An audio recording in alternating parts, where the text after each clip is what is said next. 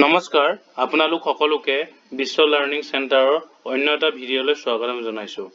আজিৰ পৰা আমি ইণ্ডিয়ান ইকনমিৰ টপ 100টা এমসিকিউ সিৰিজ এটা আৰম্ভ কৰিম, যোনবোৰ এমসিকিউ প্ৰিভিয়াছ ইয়েৰত বিভিন্ন competitive exam like SSC, Assam police, GD, railway, Assam গভৰ্ণমেণ্টৰ যিকোনো এক্সামবোৰত প্ৰায় আহি গৈছে। সো আজি আমি পাৰ্ট এ অৰ্থাৎ 25টা কোৱেশ্চন আলোচনা কৰিম। ঠিক আছে, আজিৰ প্ৰথম কোৱেশ্চনটো আছিল who is called father of economics. ইকনমিক্সৰ পিতৃ বুলি কাক জনা যায়? Adam Smith.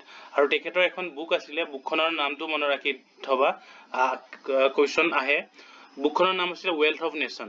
2 number point, 2 number question, who was the first estimating বা calculating of Indian national income. জাতীয় আয় প্ৰথমতে কোনে গণনা কৰিছিল ভাৰতবৰ্ষত? সো ইয়াৰ এনসাৰ হ'ব দাদাভাই নৌৰোজী। আৰু দুটামান এডিশনাল ইনফৰমেশন আমি দি যাওঁ। দাদাভাই নৌৰোজীৰ এখন কিতাপ আছিলে, যোনখন কিতাপৰ নাম পভাৰ্টি এণ্ড আনব্ৰিটিছ ৰুল। কিতাপখনৰ নাম মনত ৰাখিবা। আৰু এটা ইয়াৰ ৰিলেটেড আৰু এটা মানে কোৱেশ্চন আছে, ড্ৰেইন থিয়ৰী, মানে দাদাভাই নৌৰোজীয়ে প্ৰপ'জ কৰিছিলে কোনটো? Drain theory. এইটো এটা এক্সট্ৰা কোৱেশ্চনো আহে। Next 3 number question, Indian economy is characterized as, মানে ইণ্ডিয়ান ইকনমিৰ বৈশিষ্ট্য। এনসাৰ বিভিন্ন আছিলে, মই জাষ্ট ইয়াত এনসাৰখিনিহে আলোচনা কৰিছো। সো এনসাৰ হ'ল developing economy. Indian economic mix economy বুলি কোৱা হয়। মিক্স ইকনমি মানে existence of both private and public sector, মানে ইয়াত প্ৰাইভেট আৰু পাব্লিক সেক্টৰ দুইটা সেক্টৰে কি হৈছে মিক্সাৰ হৈ থাকে। So who was publish economy survey in India. So answer হ'ব 4 number ministry of finance. 5 number, when was planning commission was established in India? Year answer হ'ব মাৰ্চ 15, 1950 চন। So next question 6 number, when was first 5-year plan started in India? আৰু কেতিয়া প্ৰথম পঞ্চবাৰ্ষিক পৰিকল্পনা আৰম্ভ কৰা হৈছিলে? 1951। আৰু কাৰ দিনত হৈছিলে? জৱাহৰলাল নেহৰুৰ দিনত। Next, the first 5-year plan was based on which model? So year answer হ'ব হেৰড ডেমাৰ মডেল। আৰু ইয়াৰ মানে ফাৰ্ষ্ট 5-year প্লেনিংটো 1951 to 1956 চনৰ লৈকে হৈছিলে। ঠিক আছে, আৰু এইটো কাৰ আৰু এইটো কি মডেল বুলি কোৱা হয়? হেৰড ডেমাৰ মডেল। এটা 8 number question, the second 5-year plan was based on which model? So year answer হ'ব পিসি মাহালানবিছ মডেল। আৰু ইয়াৰ সেকেন্ড 5-year প্লেন আমাৰ ষ্টাৰ্ট হৈছিল 1956 to 1961। Next question, on which area was the main focus of the first 5-year plan? So প্ৰথম পঞ্চবাৰ্ষিক পৰিকল্পনাৰ main ফকাসটো কিহৰ ওপৰত আছিলে? So ইয়াৰ answer আছিলে agriculture development. Next 10 number question, on which area was the main focus of the second 5-year plan? সো second 5-year প্লেনৰ main ফকাসটো কি আছিলে? Industrial development. 11 number question, the third 5-year plan was also called, তৃতীয় পঞ্চবাৰ্ষিক পৰিকল্পনা কি বুলি কোৱা হয়? গেটগিল যোজনা বুলি কোৱা হয়। আৰু থাৰ্ড প্লেনিংখন, থাৰ্ড পঞ্চবাৰ্ষিক পৰিকল্পনাখন 1961 পৰা 1966 চনৰ লৈকে হৈছিলে। তাৰপিছত ইয়াতে আৰু দুটামান এডিশনাল ইনফৰমেশন মই দি যাওঁ। ডিউৰিং দিস প্লেন, মানে থাৰ্ড 5-year প্লেনত India was engage into 2 war, দুখন যুদ্ধ হৈছিলে সেইখন সময়। এখন হ'ল চাইনা ইণ্ডিয়া ৱাৰ, যোনখন 1962 হৈছিলে, আৰু 2 নম্বৰ ইণ্ডিয়া পাকিস্তান ৱাৰ, যোনটো 1965 হৈছিলে। সেইটো কাৰণে এই থাৰ্ড 5-year প্লেনখন কি হৈছিলে? ইমান সাকসেস হ'ব পৰা নাছিলে। থাৰ্ড 5-year প্লেনৰ পিছত প্লেন হলিডে হৈছিলে। ঠিক আছে, 1966 to 1969। সো এইটো কোৱেশ্চন আহিব, প্লেন হলিডে কেতিয়া হৈছিলে বা কেতিয়া ষ্টাৰ্ট হৈছিলে? সো এইটো ইয়াত সোমাই পৰিছে, চাই ৰবা, ইয়াতে মই দি দিছো। Next question 12 number, what is close economy?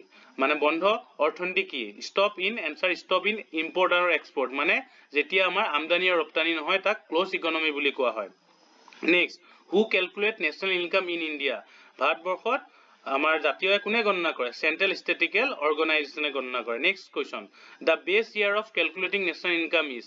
So year answer হ'ব 2011 আৰু 12 বেষ্ট ইয়াৰ বুলি ধৰা হয় নেশ্যনেল ইনকাম গণনাৰ ক্ষেত্ৰত। Next, who publish world development report? কোনে কৰিছিলে? World bank. Next, human development index HDI is the contribution of which economics? মানে HDI হিউমেন ডেভেলপমেন্ট ইনডেক্সটো কোনজন ইকনমিক্সে কন্ট্ৰিবিউশন কৰিছিলে বা প্ৰপ'জ কৰিছিলে? এইটো হ'ল মেহবুবুল হক, আৰু এওঁ এজন পাকিস্তানী ইকনমিক্স হয়, আৰু তেখেতে নোবেল প্ৰাইজো পাইছিলে, মনত ৰাখিবা। Next question, what are included in HDI, মানে হিউমেন ডেভেলপমেন্ট ইনডেক্স? সো ইয়াত তিনটা বস্তু ইনক্লুডেড হৈ থাকে। এটা হ'ল লাইফ এক্সপেক্টেন্সি এট বাৰ্থ, আৰু নেক্সট হ'ল লিটাৰেচি ৰেট, আৰু নেক্সট 3 নম্বৰ হ'ল পাৰ কেপিটা নেশ্যনেল ইনকাম।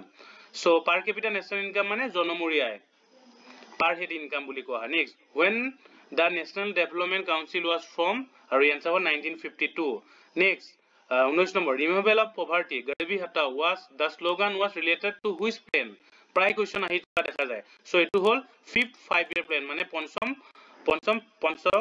পঞ্চম পৰিবাহী পৰিকল্পনা হৈছিল ঠিক আছে fifth 5 year plan আৰু এটো ডিউৰেচন আছিল 1974 to 1978 আৰু এটো কোনে কৰিছিল মানে তোমাৰ ৰিমুভেল অফ পভাৰ্টি এই স্লোগানটো কোনে দিছিলে ইন্দিৰা গান্ধীয়ে দিছিল নেক্সট when was নীতি আয়োগ was formed আৰু এটো হল 1st January 2015 so নীতি আয়োগ so আমি জানিব লাগিব নীতি আয়োগ কিহৰ কাৰণে হৈছিল আমাৰ যোনখন প্ৰথম পঞ্চবাহী আমাৰ পৰিকল্পনা প্লেনিংখন হৈছিল 15 মাৰ্চ কিমান 15 মাৰ্চ 1950 চনত so আমাৰ নীতি আয়োগখন এই প্লেনিং কমিশনৰ পৰিৱৰ্তে আহিছে প্লেনিং কমিশনটো বন্ধ মানে ৰিনেম কৰি এতিয়া নীতি আয়োগ বুলি কি হৈছে নামকৰণ কৰা হৈছে আৰু এতিয়া এখন 1 জানুৱাৰী 2015 চনত ফৰ্ম হৈছে আৰু ইয়াৰ ফুল ফৰ্মটো লিখি দিছো national institution for transforming India next It works under the chairmanship of Prime Minister. আৰু ইয়াৰ chairmanship by official chairman কোন হয় সদায় Prime Minister হয় প্ৰধানমন্ত্ৰী হয় আৰু নীতি আয়োগ আৰু এটা নাম আছে হেতু হল think tank মই কিনে